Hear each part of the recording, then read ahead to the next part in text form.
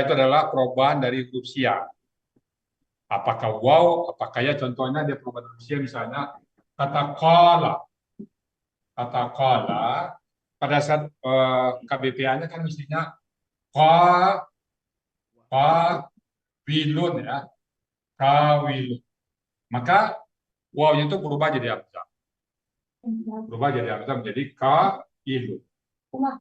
Jadi hamzah itu bukan hanya huruf alif, tapi bisa jadi perubahan dari huruf waw atau perubahan dari huruf ya. Jadi kita kategorikan dia tetap bagian dari huruf ya.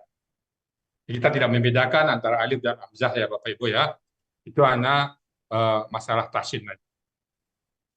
Bisa dipahami Bapak Ibu? Ya, Bu ya. Ada pertanyaan, jadi hamzah itu dalam akar kata kita tidak kenal.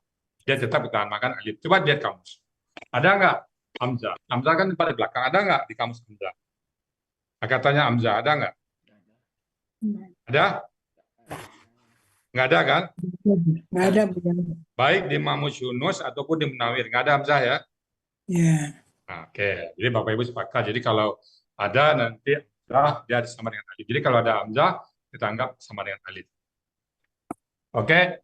Cuman dia ditulis tanpa pakai rumah. Jadi bahasa tambahnya nomaden. Dia nggak ada rumah. Dia kalau patah sebelumnya, maka dia rumah dari alif. Kalau dia kasrah, dia berumah di ya. Kalau sebelumnya harkat dan doma, dia berumah di waw. Kayak yuk minum, dia berumah di waw. Tapi waw itu bukan merupakan huruf, dia hanya tempat nginap. Karena ada itu Bu, yuk minum kan, lihat kata-kata yuk minum kan, ada ya. waw ya. Nah, itu bukan huruf itu ya, itu hanya tempat persinggahan, tidak bagian dari akar kata ya. Nah, itu satu. Nah, masalah tasdik juga kita ada di materi kita, coba di Bapak Ibu lihat di halaman tasdik halaman macam-macam tasdik Bu di bunga rampai di belakang. Ya, Di belakang ya. ya. Nah, bunga rampai macam-macam tasdik. Di sini tadi halaman 40 ya. Jadi kita tasdik tasin kita tidak bahas, misalnya mayyakulu ada ya tasdik. Kita tidak bahas itu. Oh Yang kita ya, bahas nanti adalah tasdik di akar kata atau ya, tasdik gramatikal. Misalnya tasdik ya, pola fa'ala atau tasdik huruf ya. kembar. Nah, itu bisa kita analisa. Atau tasdik yang melebur dua huruf gitu ya. Dibaca nanti. Jadi sekali lagi Oh, Bapak Ibu, huruf, ya, huruf ada ganda sedikit. itu ya. Jadi ini biasanya bagi Bapak Ibu yang sudah terbiasa tasin, ini biasanya itu ya, udah mantap Ya, tasinnya, itu gramatikal. Oh, kenapa beda? ya, Gramatikal dengan tasin ada bedanya. Di ya. tasin, kata tat takun Hmm. adalah tasukun. Tat Ya. takun, tasukun. Tapi dari segi gramatikal itu adalah waw yang sukun.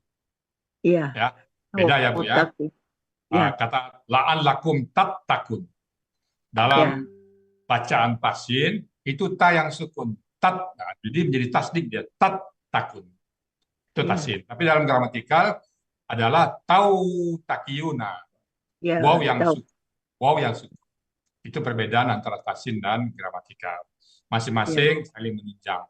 Berarti tasin salah udah tidak. Dia dari segi membacanya. Kalau ya. kita dari segi akar kata. Hmm. Eh, tonggak utama kita adalah akar kata. Ya, Jadi baik kata kerja ataupun kata benda, pintu masuk utama adalah akar kata. Ya, hmm. jadi akar kata yang kita utamakan. Kalau tidak ketemu akar katanya, kita tidak bisa menganalisa kata tersebut. Atau kita namakan dia kata benda murni atau kata Iya. apa nanti ya. Jadi selalu pintu masuk kita akar kata. Jadi itu aja tambahan dari saya. Kalau usia nanti mungkin setelah latihan Bu Ani kali ya. Jadi kita utamakan dulu persiapan Bu Ani itu tampil hari apa Pak Master? Rabu ya. Rabu Abu ya. ya. Rabu ya. Jadi sekali lagi Bu Ani kita berikan kesempatan bertanya hal yang belum, misalnya dalam diskusi nanti ada yang belum paham atau kita yang bertanya kepada Bu Ani dan para teman-teman semua ya.